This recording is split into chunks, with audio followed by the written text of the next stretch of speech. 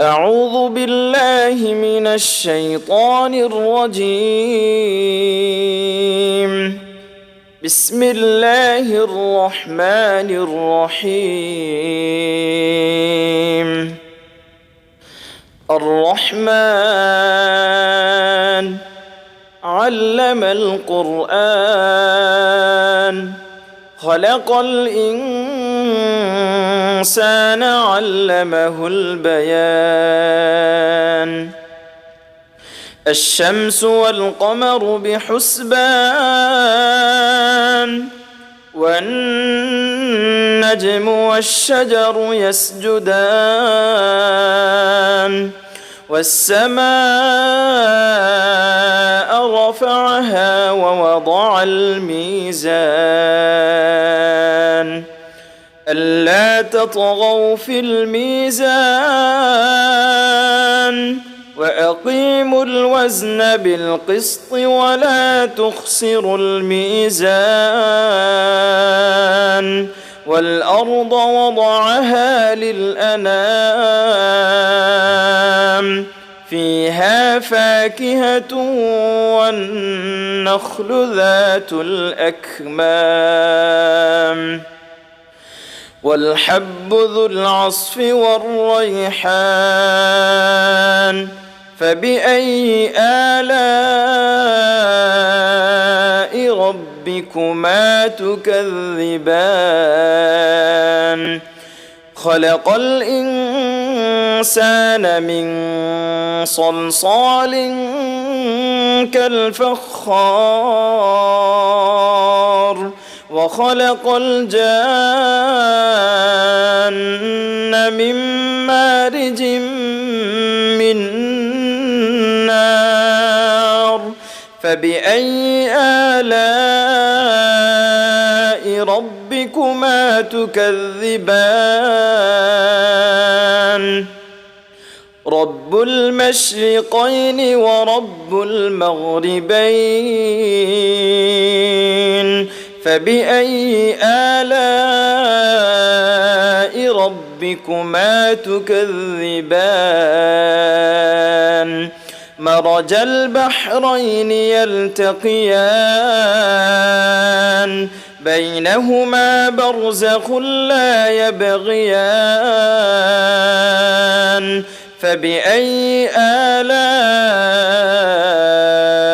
ربكما تكذبان يخرج منهما اللؤلؤ والمرجان فبأي آلاء ربكما تكذبان وله الجوار المنشآت في البحر كالأعلام فبأي آلاء ربكما تكذبان كل من عليها فان ويبقى وجه ربك ذو الجلال والإكرام فبأي آلاء ربكما تكذبان يسأله من في السماوات والأرض كل يوم هو في شأن فبأي آلاء ربكما تكذبان سنفرغ لكم أيها الثقلان فبأي آلاء ربكما تكذبان يا معشر الجن والإنس إن استطعتم أن تنفذوا من أقطار السماوات والأرض فانفذوا لا تنفذون إلا بسلطان فبأي آلاء ربكما تكذبان يرسل عليكما شواظ من نار ونحاس فلا تنتصران فبأي آلاء ربكما تكذبان فإذا انشقت السماء فكانت وردة كالدهان فبأي آلاء ربكما تكذبان فيومئذ لا يسأل عن ذنبه إنس ولا جان فبأي آلاء ربكما تكذبان يعرف المجرمون بسيماهم فيؤخذ بالنواصي والأقدام فبأي آلاء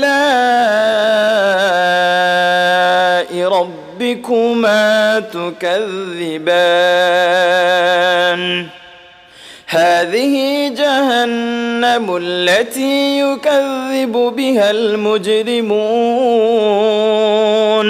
يطوفون بينها وبين حميم آن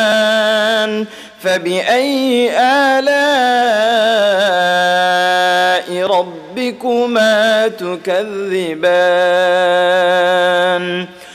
ولمن خاف مقام ربه جنتان فبأي آلاء ربكما تكذبان ذواتا أفنان فبأي آلاء ربكما تكذبان فيهما عينان تجريان فبأي آلاء ربكما تكذبان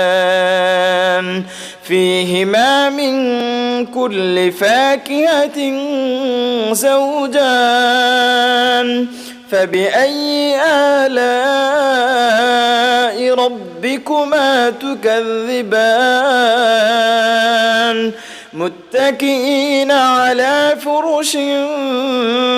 بطائنها من استبرق وجنى الجنتين دان فبأي آلاء ربكما تكذبان فيهن قاصرات الطرف لم يطمثهن إنس قبلهم ولا جان فبأي آلاء ربكما تكذبان كأنهن الياقوت والمرجان فبأي آلاء ربكما تكذبان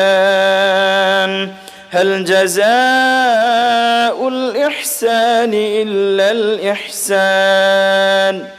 فبأي آلاء ربكما تكذبان ومن دونهما جنتان فبأي آلاء ربكما تكذبان مدهامتان